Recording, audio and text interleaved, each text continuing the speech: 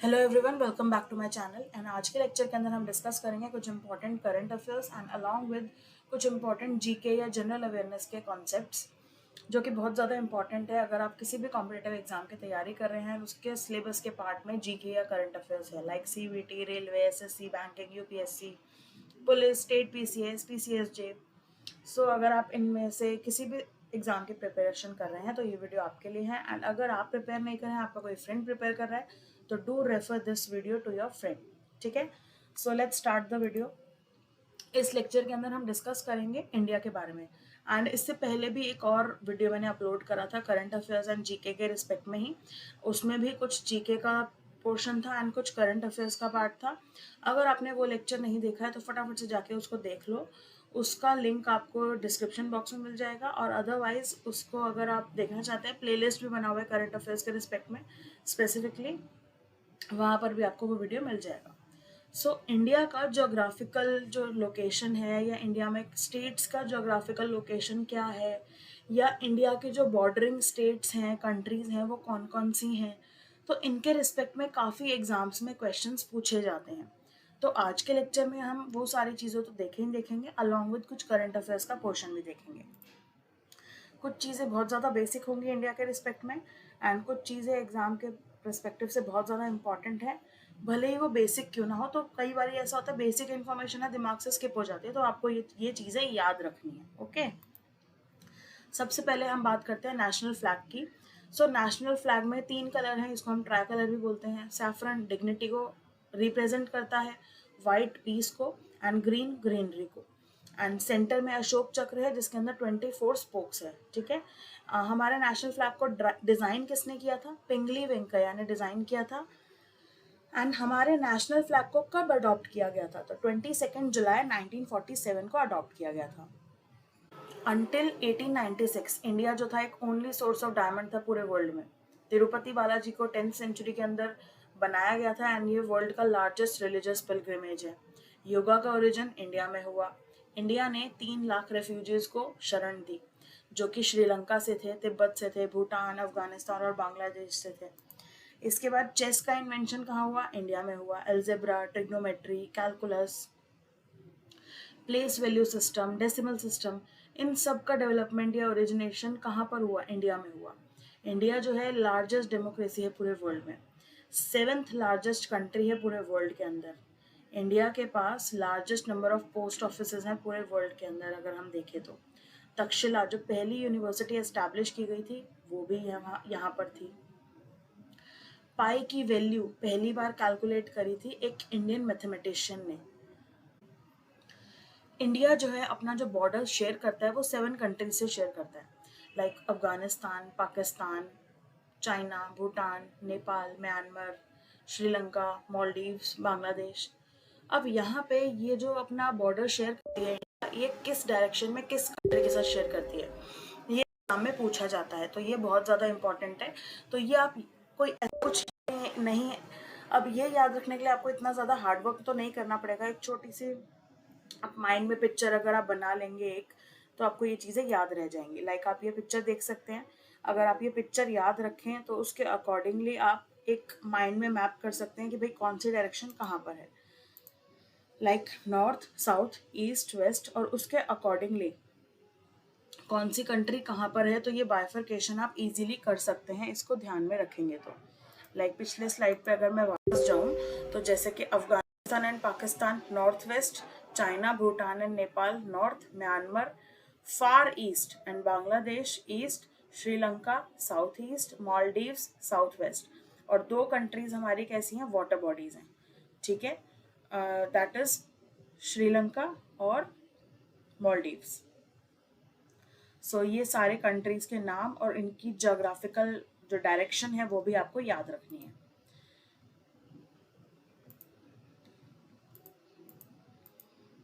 So next, neighbouring states के बारे में हमने देखा कौन कौन सी हैं। चाइना, नेपाल, बांग्लादेश, श्रीलंका, मालदीव्स, पाकिस्तान, म्यांमार, भूटान और अफगानिस्तान। सबके नाम इम्पोर्टेंट है। प्लस एक एग्जाम में ये क्वेश्चन आता है कि कौन सी कंट्री के साथ सबसे बड़ा बॉर्डर शेयर करती है इंडिया। ठीक है, एक ये क्वेश्चन आता है, और एक कौन सी कंट्री के साथ सबसे छोटा बॉर्डर शेयर करती है। सो बेसिक हम इन कंट्रीज़ के बारे में भी कुछ डिटेल्स या कुछ इन्फॉर्मेशन देख लेते हैं। Neighbouring countries of India at a glance, like सबसे पहले अफगानिस्तान। अफगानिस्तान के प्रेसिडेंट का नाम क्या है? अशरफ घानी। बॉर्डर लाइन का नाम क्या है? इंडिया और पाकिस्तान के बीच का जो बॉर्डर है उसको क्या बोलते हैं? Durand line. बॉर्डर लेंथ कितनी है? 106 किलोमीटर, यानी कि अफगानिस्तान एक ऐसी कंट्री है जिसका इंडिया के साथ जो बॉर्डर है वो सबसे छोटा है, ठीक है, सबसे स्मॉलेस्ट बॉर्डर है। करेंसी कौन सी यूज़ होती है यहाँ पे? Official languages. ये कुछ एडिशनल इन्फॉर्मेशन मैंने दी है। बेसिक अब थोड़ा आइडिया रखना कि देख के आप पहचान लो, अदरवाइज इतना ज़्यादा भी इम्पोर्टेंट नहीं है। स्टिल कुछ कह नहीं सकते कि क्या चीज़ आ जाए एग्जाम के अंदर, तो ये चीज़ भी आप थोड़ा सा ध्यान रखिएगा। कौन सी नेबरिंग कंट्री है इंडिया की जिसके साथ इंडिया सबसे बड़ा बॉर्डर शेयर करती है? सो वो है बांग्लादेश। 4096.7 किलोमीटर का बॉर्डर शेयर करती है इंडिया बांग्लादेश के साथ। बांग्लादेश के प्रेसिडेंट कौन है? अब्दुल हामिद। एंड पीएम कौन है? अभी इनका रिक्रूटमेंट हुआ है, हमने पिछली वीडियो के अंदर भी इनके बारे में डिस्कस किया था, शेख हसीना, ये आपको याद रखना है।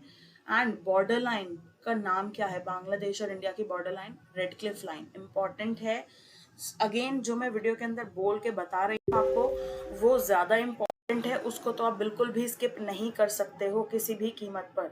एंड अदरवाइज जो एडिशनल इन्फॉर्मेशन मैंने आपको यहाँ पे मेंशन करी है, like currency and official language, उसको आप थोड़ा सा ध्यान में रखना कि अगर वो भी अगर आपको एग्जाम में आ जाए तो आप एबल हो और उसका आंसर भी आप पाओ। नेक्स्ट है भूटान। भूटान के किंग है, किंग का नाम क्या है? ध्रुक ग्याल्पो, ठीक है। बॉर्डर लाइन 699 किलोमीटर। एंड चाइना के president Xi Jinping. Border line 3488 किलोमीटर। एंड बॉर्डर लाइन का नाम क्या है? इंडिया और चाइना की बॉर्डर लाइन का नाम इंपॉर्टेंट है, पूछा जाता है एग्जाम के अंदर। मैकमेहन लाइन इंपॉर्टेंट है बहुत ज़्यादा।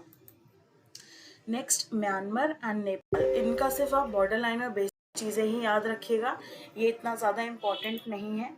एंड पाकिस्तान थोड़ा सा इम्पॉर्टेंट हो जाता है हमारे मतलब यूजुअली हमारे कई बारी कन्फ्लिक्ट्स होते हैं पाकिस्तान के साथ। सो बॉर्डर लाइन 3323 किलोमीटर। पीएम का नाम क्या है? इमरान खान। प्रेसिडेंट का नाम क्या है? आरिफ अलवी। बॉर्डर लाइन क्या है? पाकिस्तान और इंडिया की बॉर्डर लाइन का नाम क्या है? रेड क्लिफ लाइन, ठीक है। ये सारी चीज़ें इंपॉर्टेंट है, तो ये तो आपको याद रखना ही रखना है। मॉलडीव्स, बॉर्डर लाइन सी बॉर्डर, मतलब बताया ना वाटर बॉडीज के बाद हमारी ये कुछ कंट्री आती हैं, तो दो कंट्रीज ऐसी हैं जो वाटर बॉडीज से सराउंडेड हैं, तो वो कौन कौन सी हैं? इंडिया के जो वाटर बॉडीज की बाउंड्री पर हैं तो श्रीलंका और मालदीव्स, तो ये दोनों कंट्री भी आपको याद रखनी है, ठीक है। सी बॉर्डर, तो इसीलिए बॉर्डर लाइन का नाम क्या है? सी बॉर्डर। अच्छा, ये सारी चीज़ें हमने क्यों देखी? क्योंकि कंट्रीज की करेंसी, कंट्रीज के हेड का नाम क्या है, लाइक प्रेसिडेंट का नाम, प्राइम मिनिस्टर का नाम, ये भी यूजुअली एग्जाम में आ जाता है, चाहे वो इंडिया का हो चाहे वो अदर कंट्री का हो, तो ये सारी चीज़ें इंपॉर्टेंट है। Along with currency, previous year में करेंसी के भी कई क्वेश्चंस देखे हैं मैंने, सो करेंसी भी इंपॉर्टेंट है। Along with like border line जो मैंने अभी बताया आपको, ये सारी चीज़ें इंपॉर्टेंट है, प्रीवियस ईयर में आ रखी हैं, तो इनको आप बिल्कुल भी स्किप मत करिएगा, मैं बार बार बता रही हूँ। तो ये सारे क्वेश्चंस इंपॉर्टेंट हैं। अब इंडिया के अंदर दो हेड आपको देखने को मिलेंगे, हेड ऑफ कंट्री और हेड ऑफ गवर्नेंस। हमारे यहाँ पे पार्लियामेंट्री फॉर्म ऑफ गवर्नमेंट हम जो मॉडल है वो फॉलो करते हैं। एंड हेड ऑफ कंट्री कौन होते हैं? President. And head of governance होते हैं प्राइम मिनिस्टर। तो हमारे जो प्रेसिडेंट होते हैं वो एक नॉमिनल हेड है, जो रियल पावर है या जो रियल हेड है वो कौन है? Prime minister. जो रियल पावर होती है वो प्राइम मिनिस्टर के हाथों में होती है। अब प्राइम मिनिस्टर का नाम क्या है वो भी आपको पता होना चाहिए, प्रेसिडेंट का नाम है क्या है वो भी आपको पता होना चाहिए। एंड प्लस एक और इम्पॉर्टेंट चीज़, प्रेसिडेंट से रिलेटेड जो भी कुछ इम्पॉर्टेंट बेसिक फैक्ट्स होते हैं ना, लाइक कौन सा प्रेसिडेंट सबसे पहले फर्स्ट वुमेन प्रेसिडेंट कौन थी, पहले मुस्लिम प्रेसिडेंट कौन थे, कौन से ऐसे प्रेसिडेंट थे जिसने बहुत लंबा टेन्योर जो है अपनी सर्विस करी प्रेसिडेंट के तौर पे, इस टाइप के क्वेश्चंस भी पूछे जाते हैं। तो जो भी डेजिग्नेशन है उनसे जुड़े जो ये इस तरीके के कुछ फैक्ट्स होते हैं वो आपको याद में रखने हैं, ठीक है। इसके बाद इंडिया का मैंने आपको बताया head of country and head of governance होता है। इसके बाद कुछ और चीज़ें, नेशनल एंथम जन गण मन है। National song Vande Mataram, usually students क्या करते हैं, इसको मिक्स कर देते हैं। भाई नेशनल सॉन्ग में क्या कर देते हैं, जन गण मन कर देते हैं, और नेशनल एंथम में वंदे मातरम कर देते हैं, तो कंफ्यूज नहीं होना है। नेशनल एनिमल टाइगर है, नेशनल फ्लावर लोटस है, नेशनल एम्बलम को क्या बोलते हैं, lion of Sarnath, national tree banyan tree, and national bird peacock. तो बेसिक चीजें हैं, बच्चे स्किप कर देते हैं, लेकिन स्टिल इसको। अच्छा, which is the most literate union territory in India? So answer is Lakshadweep. कुछ इंपॉर्टेंट क्वेश्चंस भी मैंने यहाँ पे स्लाइड्स में शेयर करे हैं आपसे, सो इन क्वेश्चंस को भी थोड़ा ध्यान में रखिएगा, किसी भी तरीके से आपसे पूछे जा सकते हैं ये क्वेश्चंस। सो जो लक्षद्वीप है वो लिटरेट यूनियन टेरिटरी में से है, सबसे ज़्यादा लिटरेट यूनियन टेरिटरी में से है। एंड यहाँ पे आप इस तरीके से याद रख सकते हैं कि लक्षद्वीप के अंदर लोग अपने लक्ष्य को पा लेते हैं। इसके बाद हाईएस्ट अवार्ड कौन सा है इंडिया के अंदर? तो यहाँ पे अगर मैं अवार्ड्स की बात करूँ तो सबसे ऊपर आता है भारत रत्न, उसके बाद आता है पद्म भूषण, उसके बाद आता है पद्म विभूषण, उसके बाद आता है पद्मश्री। तो ये पूरी सीरीज जो हमारे अवार्ड्स हैं उनकी। इसके बाद आता है which is the highest award for gallantry in India, यानी कि जो बहादुरी के लिए अवार्ड दिया जाता है वो कौन सा अवार्ड है जो हाईएस्ट अवार्ड है? परमवीर चक्र। तो इम्पॉर्टेंट है, ये भी आपको याद रखना है, अवार्ड से रिलेटेड भी काफी क्वेश्चंस बनते हैं। Next, which is the first bank in India? कौन सा पहला बैंक था इंडिया के अंदर? तो बैंक ऑफ हिंदुस्तान, ये पहला बैंक था इंडिया का, सो ये याद रखना है। Which of the following is the capital of Arunachal Pradesh? Itanagar. Capitals usually पूछी जा रही है, बहुत बेसिक है, हर स्टेट की कैपिटल आपको पता होनी चाहिए। मैंने पिछले वीडियो के अंदर भी आपको ये चीज़ें बताई थी, तो वो आपको याद रखनी है। इसके बाद what is the state flower of Haryana? State flower, state animal, ये सारी चीज़ें भी इंपॉर्टेंट है। हरियाणा का स्टेट फ्लावर क्या है? लोटस। तो ये आप कैसे सोच सकते हैं कि भाई कौन से स्टेट का पूछेंगे, ये तो आप नहीं बता सकते हो। तो ये यूजुअली ऐसा हो सकता है कि या तो आप किसी एक पर्टिकुलर स्टेट का एग्जाम देने जा रहे हो, या फिर अगर आप किसी एक पर्टिकुलर स्टेट का एग्जाम नहीं देने जा रहे हो, आप कंफ्यूज हो कि कौन से स्टेट का आपको पता होना चाहिए, तो यहाँ पे आप करंट अफेयर्स देखो। करंट अफेयर्स में कौन सी स्टेट अभी न्यूज में चल रही है, कौन सी स्टेट में इलेक्शन चल रहे हैं, तो उस स्टेट का तो आपको डेफिनेटली पता होना ही चाहिए। तो बेसिक चीजें सारी आपको स्टेट से रिलेटेड पता होनी चाहिए, कुछ भी पूछी जा सकती है फिर, ठीक है। Next, which of the following state is not located in north? अब इनमें से कौन से स्टेट नॉर्थ में नहीं है? जैसे मैंने स्टार्टिंग में ही बता दिया था, इंडिया के रिलेटेड कुछ ज्योग्राफिकल लोकेशन के अकॉर्डिंगली क्वेश्चंस फ्रेम करके आपसे पूछे जा रहे हैं। तो ईस्ट वेस्ट नॉर्थ साउथ अगर आपको डायरेक्शन पता है तो इजीली आप इन क्वेश्चंस का आंसर कर लोगे, और आपका बस मैप, जो मैप है इंडिया का, वो माइंड में छपा होना चाहिए बस, ठीक है। सो आंसर है इसका झारखंड। इसके बाद which state has the largest area? कौन से स्टेट का लार्जेस्ट एरिया है? तो दैट इज राजस्थान। इसके बाद which state has largest population? किसकी स्टेट की लार्जेस्ट पॉपुलेशन है? उत्तर प्रदेश। नेक्स्ट आता है हमारा इनिशियली जब हमारा इंडिया आज़ाद हुआ था उसके बाद स्टेट्स बनी थी, तो यहाँ पे इनिशियली कितनी स्टेट्स थी? तो reorganisation of states in 1956 act आया था जिसमें 14 स्टेट्स एंड 6 यूनियन टेरिटरीज थी। लेकिन आज की बात करें हम प्रेजेंटली, तो 28 स्टेट्स एंड 8 यूनियन टेरिटरीज। हर एक स्टेट का नाम आपको पता होना चाहिए, हर एक स्टेट की कैपिटल आपको पता होना चाहिए, हर एक स्टेट के सीएम, चीफ मिनिस्टर का नाम आपको पता होना चाहिए, अलॉन्ग विद यूनियन टेरिटरीज। तो ये सारी चीज़ें कुछ इंपॉर्टेंट है। और पिछली स्लाइड के अंदर जैसे मैंने बताया था कि state animal, state flower, basic चीज़ें, तो ये तो आपको पता होना ही चाहिए। इसके बाद आता है question, which city is known as the summer capital of Jammu and Kashmir? तो कैपिटल्स इंपॉर्टेंट है, और कई स्टेट्स की तो दो दो कैपिटल है, समर कैपिटल अलग है, विंटर कैपिटल अलग है। सो जम्मू एंड कश्मीर की समर कैपिटल है Srinagar. Yakshagana is the folk dance of which state? तो डांस फॉर्म से भी काफी क्वेश्चंस बनते हैं, ट्रेडिशनल या कल्चर वाले क्वेश्चंस।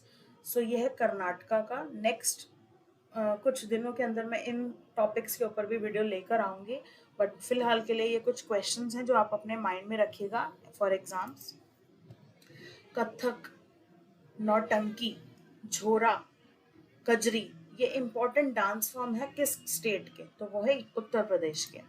नेक्स्ट आते हैं रेलवेज। रेलवेज के कुछ इंपॉर्टेंट पॉइंट्स हमने लास्ट वीडियो के अंदर डिस्कस करे थे, कुछ रह गए थे, उनको आज हम देखने वाले हैं। शताब्दी ट्रेन को कब स्टार्ट किया गया था? 1988 के अंदर। इंपॉर्टेंट है, ईयर आपको याद रखना है। फास्टेस्ट ट्रेन कौन सी है? सो दो हमारी ट्रेन है जो फास्टेस्ट है, अभी जो है वंदे भारत हो गई है, लेकिन वंदे भारत से पहले कौन सी थी? गतिमान एक्सप्रेस। तो मे बी आपसे फर्स्ट ट्रेन भी पूछ सकते हैं, सेकंड ट्रेन भी पूछ सकते हैं, और मे बी क्वेश्चन में वंदे भारत ना दें अगर वो, तो यहाँ पे आपको ऑप्शन में वो गतिमान जरूर देंगे। ठीक है, तो अगर ऑप्शन में वंदे भारत नहीं है तो गतिमान एक्सप्रेस होगा, आप उसको टिक कर सकते हैं। ठीक है, अब इनकी सर्विस कब स्टार्ट की गई थी? तो 23 फरवरी 2019 को वंदे भारत एक्सप्रेस स्टार्ट हो गई थी, एंड गतिमान एक्सप्रेस स्टार्ट हुई थी 2016 में। ठीक है, अब स्पीड की भी बात करें तो वंदे भारत की 180 किलोमीटर पर आवर एंड गतिमान एक्सप्रेस की 160 किलोमीटर पर आवर। इसके बाद Navapur railway station. Navapur railway station एक ऐसा रेलवे स्टेशन है जिसका जो स्टेशन है ना वो 2 स्टेट्स में पड़ता है। मतलब अगर एक डायरेक्शन देखो तो एक स्टेट, दूसरी डायरेक्शन में दूसरी स्टेट। तो ये आपको याद रखना है। कौन कौन सी स्टेट्स हैं वो भी आपको याद रखना है, गुजरात एंड महाराष्ट्र। फिर नेशनल रेल म्यूजियम कब बनाया गया था? 1977 में। कहाँ पर है? न्यू दिल्ली के अंदर है। सबसे धीरे चलने वाली ट्रेन कौन सी है? Nilgiri passenger train. ठीक है, 10 किलोमीटर पर आवर की इसकी स्पीड बताई जाती है। हावड़ा अमृतसर एक्सप्रेस ट्रेन जो है ये सबसे ज्यादा स्टॉपेजेस पर रुक कर चलती है, तो मैक्सिमम स्टॉपेजेस कितने हैं? 115।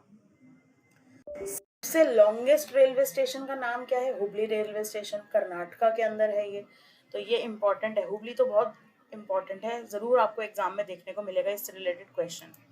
इसके बाद ये कुछ test. First passenger train start in the year. Current railway minister का नाम। South coast railway zone is in, कहाँ पर है? Railway budget separated on the recommendation of which committee? Slowest train का नाम बताइए। लॉन्गेस्ट रेलवे स्टेशन कौन सा है?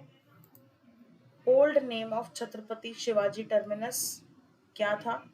इंडिया शेयर करती है longest border with which country? Border line of India and Bangladesh का नाम क्या है? Indian state with largest coast line, इसका नाम क्या है? ठीक है, कौन सी स्टेट है ये? सो ये सारे क्वेश्चंस मैं ऑलरेडी कवर करवा चुकी हूँ।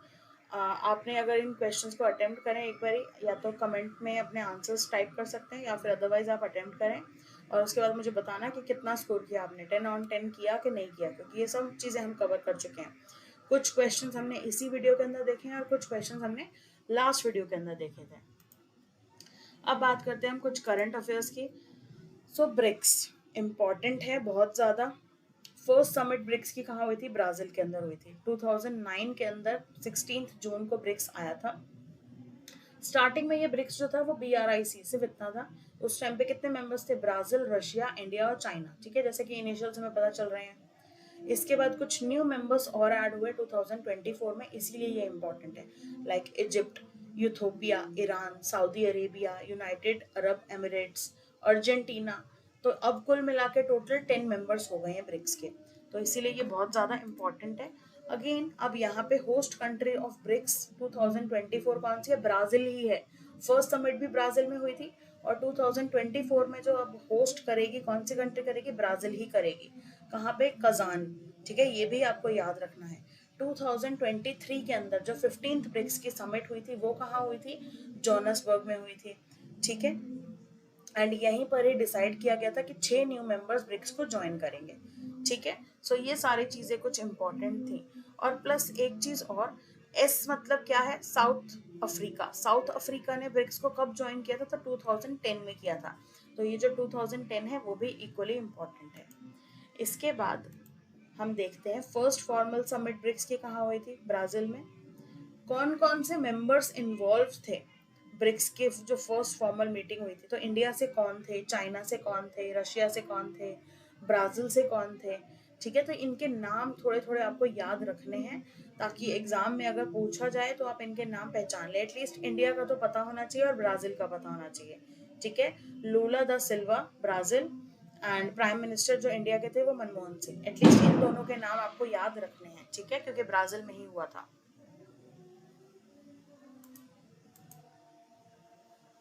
क्लियर? ब्रिक्स का क्लियर है अब यहाँ पे आपको।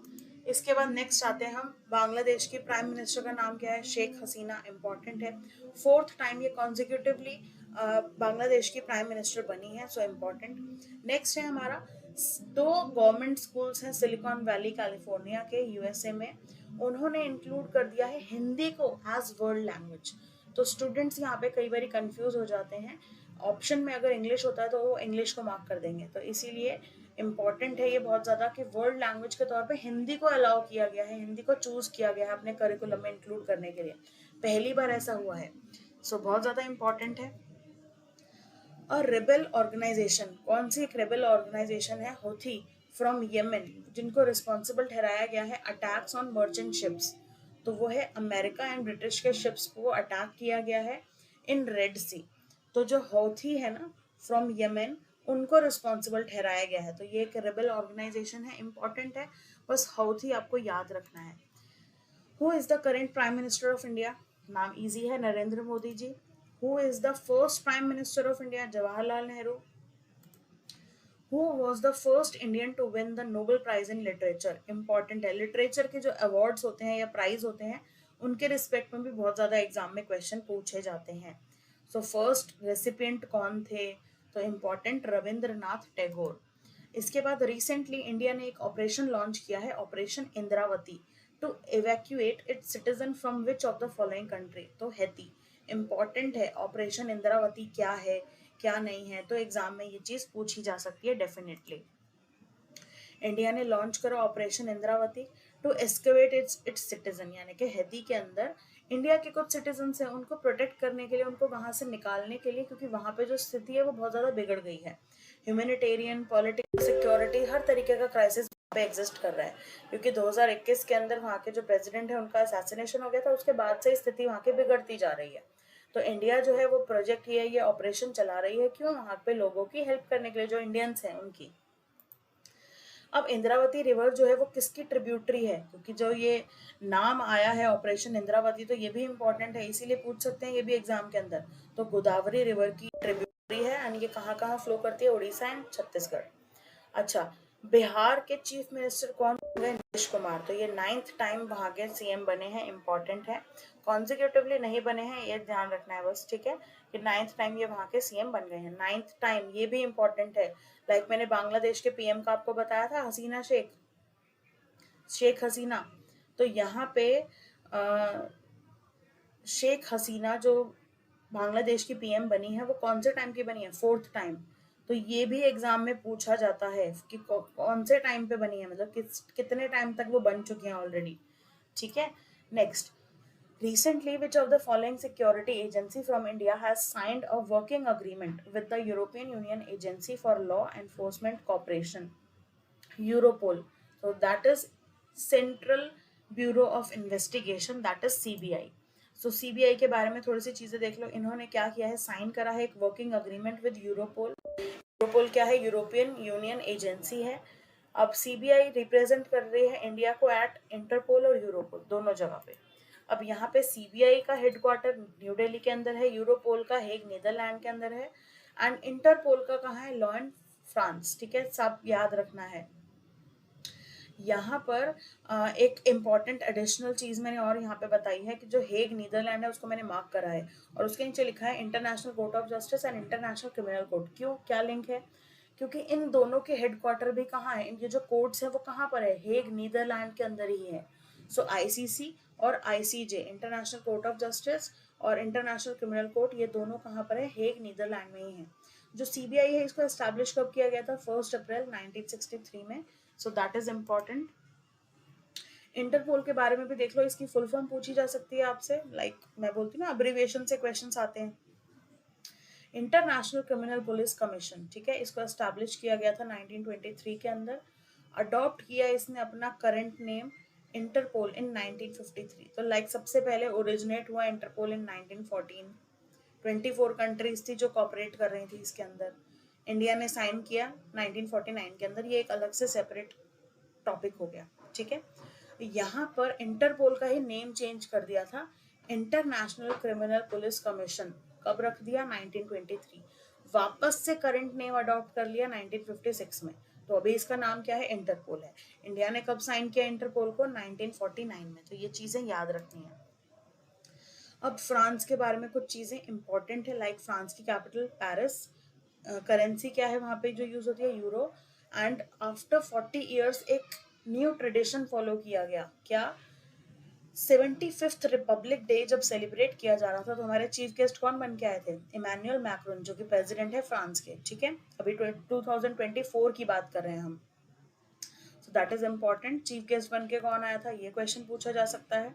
और 40 ईयर्स पहले जो एक ट्रेडिशन यूज किया जाता था कि जो हमारे प्रेसिडेंट हैं वो चीफ गेस्ट को लेकर एक ट्रेडिशनल बग्गी में राइड करते हुए आ रहे हैं, तो इस ट्रेडिशन को 40 साल बाद इस ट्रेडिशन को वापस से फॉलो किया गया था। और 2023 के चीफ गेस्ट का नाम क्या है? तो अब्दुल फतेह एल सीसी। इम्पॉर्टेंट नेम है, क्यों? क्योंकि वापस से ये इजिप्ट के प्रेसिडेंट बने हैं। सो दैट इज इक्वली इम्पॉर्टेंट। 2023 के अंदर कौन चीफ गेस्ट बन के आए थे, इस तरीके से भी आपसे क्वेश्चन पूछा जा सकता है। रिपब्लिक डे परेड के अंदर फर्स्ट प्राइज किसको दिया गया है? कल्चरल मिनिस्ट्री टैब्यूलो को, ठीक है, इंपॉर्टेंट है। अगेन इसके बाद इंडिया और फ्रांस, इन दोनों का ना इंडस्ट्रियल पार्टनरशिप हुई है, टाटा और एयरबस हेलीकॉप्टर्स की, इन दोनों की, ठीक है। टाटा इंडिया की और एयरबस हेलीकॉप्टर्स जो है वो फ्रांस की। अब पार्टनरशिप क्यों हुई है industrial partnership? To manufacture H125 helicopter, ठीक है। तो एक तो ये याद रखना है, क्या बनाने के लिए, क्या मैन्युफैक्चर करने के लिए ये पार्टनरशिप हुई है, किन दो कंट्रीज के अंदर पार्टनरशिप हुई है, किन दो कंट्रीज में हुई है, एंड अलॉन्ग विद कंट्रीज के जो पार्टनर्स हैं वो कौन है? एक तरफ टाटा है, एक तरफ एयरबस हेलीकॉप्टर्स है। और इन दोनों ने ही डिक्लेयर किया है India and France year of innovation, that is 2026। तो ये आपसे पूछ सकते हैं कि किस ईयर को इंडिया और फ्रांस का ईयर ऑफ इनोवेशन बोला गया है, तो 2026 को। नेक्स्ट क्वेश्चन है, which of the following the name of the operation launched by the India to evacuate Indian national from Israel. अब ये भी इंपॉर्टेंट है, इजराइल से इंडियन लोगों को निकालने के लिए, प्रोटेक्ट करने के लिए इंडिया ने कौन सा ऑपरेशन चलाया है? सो ऑपरेशन अजय, इंपॉर्टेंट है।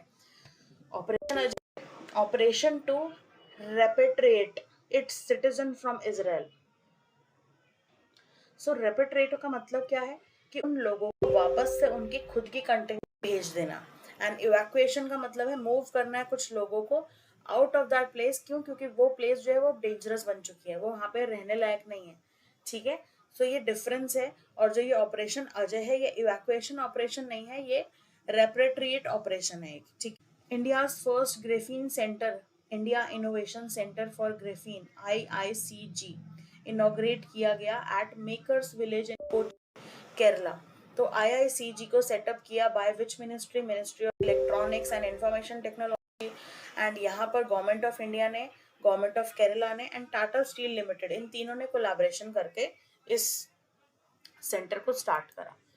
नेक्स्ट 6 क्लासिकल लैंग्वेजेस हैं जो इंडिया में रिकॉग्नाइज की गई हैं, ठीक है। लाइक पहले कौन कौन सी हैं? तमिल, तेलुगु, संस्कृत, कन्नड़, मलयालम एंड उड़िया। पाली एंड प्राकृत, इन दोनों को न्यू एजुकेशन पॉलिसी 2020 में शामिल किया गया था। एंड पर्शियन को अभी 9th क्लासिकल लैंग्वेज के तौर पे इंक्लूड किया गया है। सो अब टोटल हो गई हैं हमारी 9 क्लासिकल लैंग्वेजेस, ठीक है, जिसमें PPP आपको याद रखना है। पाली एंड प्राकृत 2020 के अंदर आ गई थी, एंड पर्शियन अभी रिसेंटली में आई है, इंपॉर्टेंट है। अटल सेतु, कंट्री का लॉन्गेस्ट सी ब्रिज कौन सा है? तो अटल सेतु है अटल बिहारी वाजपेयी सिवारी नहावा सेवा अटल सेतु। कहाँ पर है? मुंबई में है। इनॉग्रेशन किसने किया? ये भी जनरली पूछ लेते हैं एग्जाम के अंदर। तो PM नरेंद्र मोदी जी ने किया। कितना लंबा है ये? 21.8 किलोमीटर। अब यहाँ पे ओवरसी कितनी लंबाई है और लैंड में कितनी लंबाई है, तो ये बस आप देख लीजिए ताकि आपको अगर एग्जाम में ये आता भी है तो आप याद रख पाए इस चीज को।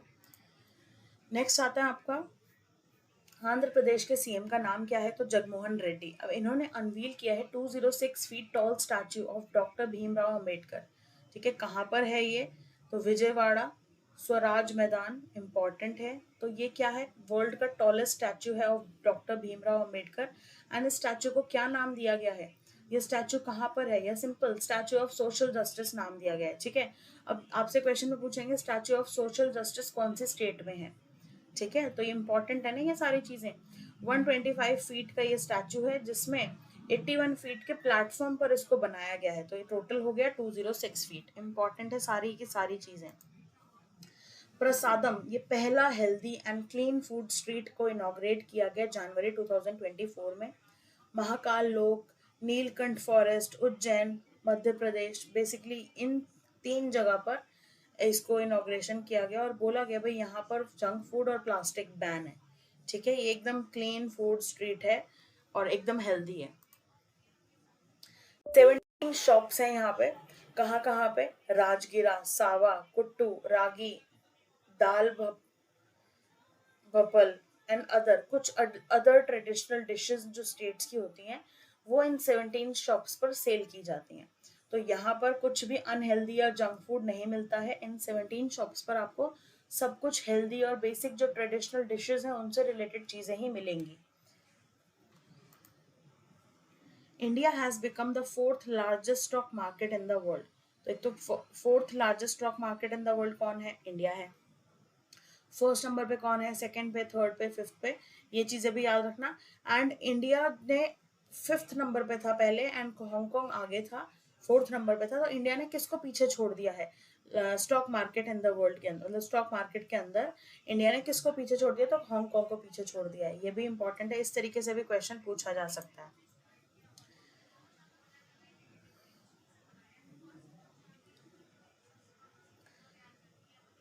कृत्रिम आर्टिफिशियल इंटेलिजेंस कंपनी जो है वो Ola group has become the India की first AI company to become unicorn, ये याद रखना है।